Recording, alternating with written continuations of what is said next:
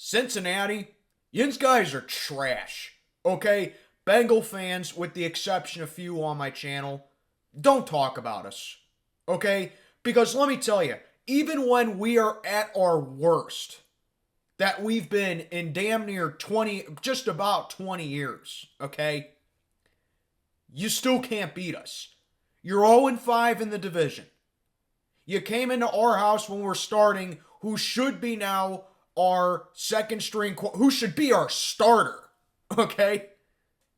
And he whopped you twice in 2019, and he just whopped you again on national TV. I don't want to hear any Bengal fan comment on my videos again saying, well, you guys lost to 2-10 teams in back-to-back weeks. You guys suck. And yet you still can't beat us. Bengal fans, do yourself a favor like George Pickens and just put a lock on it, okay? You guys are trash.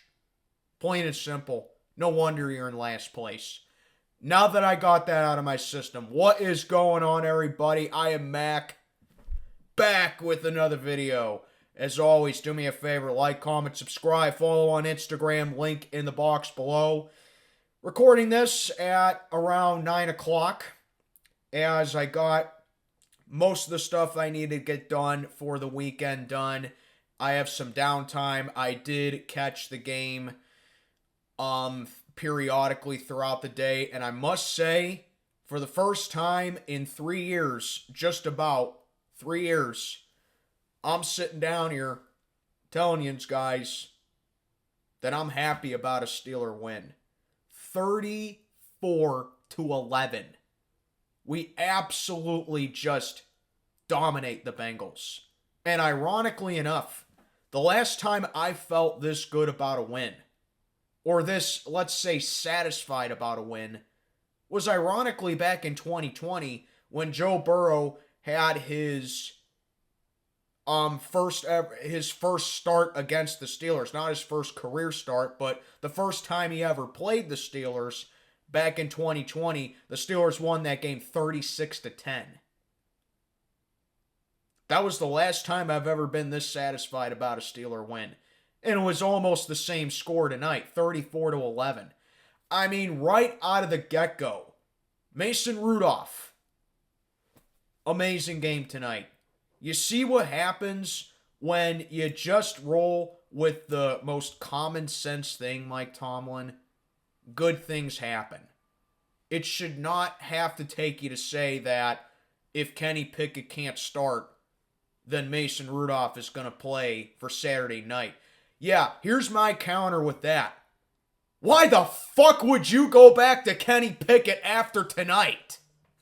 Now, granted, I know Cincinnati's defense isn't that good, okay? I'm aware of that.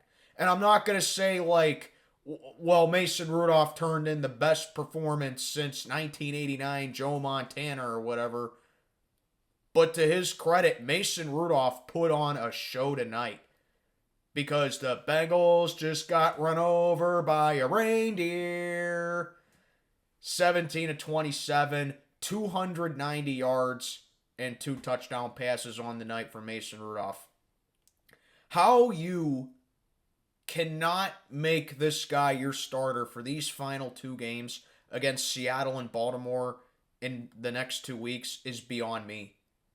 Like I said in my preview, shut Kenny Pickett down for the rest of the season. There's literally no point in starting him. Because A, he's not healthy, and B, Mason Rudolph complements the big elephant in the room who everybody in Pittsburgh has been talking about for the last 3-4 days now, with that deep ball, with the big yardage plays, with the chunk plays, with the explosiveness to it.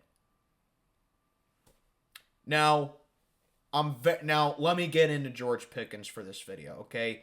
The other day, I think it may have been yesterday, I'm not totally sure, but very recently, I made a video ripping into George Pickens because I was very pissed off about how he answered to the media and his lack of effort last Saturday against the Colts where he didn't block for Jaylen Warren. And by the way, Jaylen Warren, what a bully that guy was. absolutely sent Pratt to the fucking shadow realm with that block, man. Oh my goodness. You want to talk about a block, man? Oh my god. Did you see that? Laid the wood on him. Where the hell was that all this time, man? Where the hell was this offense the whole time, man? Wow, you want to talk about a Christmas gift? There you go. But getting back to George Pickens, I ripped into him because of his lack of effort and how he answered to the media. How very immature it was. Now, look, I'm not going to sit down here and say my mind's changed on Pickens. I'm not going to sit down here and do a complete 180 and say, yeah, George Pickens is a stud. George Pickens this. Oh, George Pickens is on. Look, I'm not going to do that. What I will do for tonight is give George Pickens his credit for tonight. He balled out tonight. 4 catches, 195 yards, and 2 touchdowns tonight for Pickens. 85-yard touchdown reception on a slant on the second play of the game for the Steelers, where he just roasted Cincinnati's secondary. And then he had a 67-yard touchdown reception later in the game to crack 1,000 yards on the season, and an unbelievable catch where he maintained possession of the ball while maintaining both feet in bounds as he was stepping out of bounds, okay? And he had another reception to it as well. Pickens balled out. And if he performs like that when he's, quote, getting the ball, and he can just put a lid on it, then I can honestly sit back and hopefully take back what I said about Pickens, okay? But as of right now, my mind is not changed on him right now. He needs to mature. He needs to do better. It's a growing concern, okay? Like I said, I'm not going to make the same mistake I made with Antonio Brown. I'm not going to make the same mistake that I made with Chase Claypool. Okay? This doesn't change my mind about Pickens. I still think he needs to put a zipper on it. I still think he needs to learn the importance of being a team player, and he needs to learn the importance that he's not going to get the ball all the time. But if this is what he's capable of doing, and I know he's capable of doing this, because I said a couple weeks ago, when it's a 50-50 ball with him, it becomes more like 80-20. And that was on full display tonight on NBC. He put up like that Randy Moss Thanksgiving Day game back in 1998 tonight against the Bengals. 4 catches, 195, and 2 scores. So George, like I said in my community post, I don't ever want to hear you complain that you're not getting the ball enough. Because tonight is a prime example of you getting the ball, Mason Rudolph throwing your way because he compliments you. Mason does connect on those passes. He's shown tonight that he can connect on those passes. And maybe George Pickens is the best receiver for Mason Rudolph. We were saying Pickens was the best receiver for the wrong quarterback for almost 2 years now. And maybe Mason Rudolph is our quarterback. I don't know. I'm not going to base that off of one game. I'm not going to go full Yinzer mode on this. And I'm certainly not going to sit down here and say our season's saved and, yeah, we're going to go to the playoffs. It's one game. What I'm doing here is saying that I'm happy they won. I'm very thrilled to see this offensive production that we've had, because tonight was our best offensive showing we've had not only this whole season, but I would say since 2020. Sure, we put 30 points up on the board in 2021 against the Chargers, but it was a game that we lost, and we got ourselves in a deficit where Big Ben pretty much needed a stat pad in that game. Yeah, we scored 30 points on the Bengals in the second game last year. That was a garbage time touchdown. Any Steeler fan who sat down and watched that game knew that game wasn't as close as it seemed. Okay? What I'm doing now is just saying this was a great game for the Steelers, and our 2 best offensive games this season have both come against the Bengals. Last time we played them, week 12. First 400-yard game in God knows how long. We play them a month later. We have our first game where we win scoring at least 30 in almost 3 years, or in over 3 years, against the same opponent. That's what I'm doing. Okay? Calvin Austin, touchdown on a reverse end sweep. Najee Harris ran in for a score as well. This team was up 24-0 at halftime. 24-0. This was the first game where I didn't feel like they were going to blow it, where I didn't have to hold my breath, where I wasn't, nervous. My heart rate wasn't going through the roof. This was the first time in a long time where I was like, you know what? The Steelers got this. The offense was there, and the defense, I'm not going to put it all on the offense today. The defense played really well as well. Aside from T. Higgins obviously roasting our secondary with that touchdown that the Bengals had. That was the only touchdown they had on the night. That was one play, though. But let me tell you about T. Higgins tonight. All of T. Higgins' yards came in zone coverage. When he was going up against JPJ locked him down all night.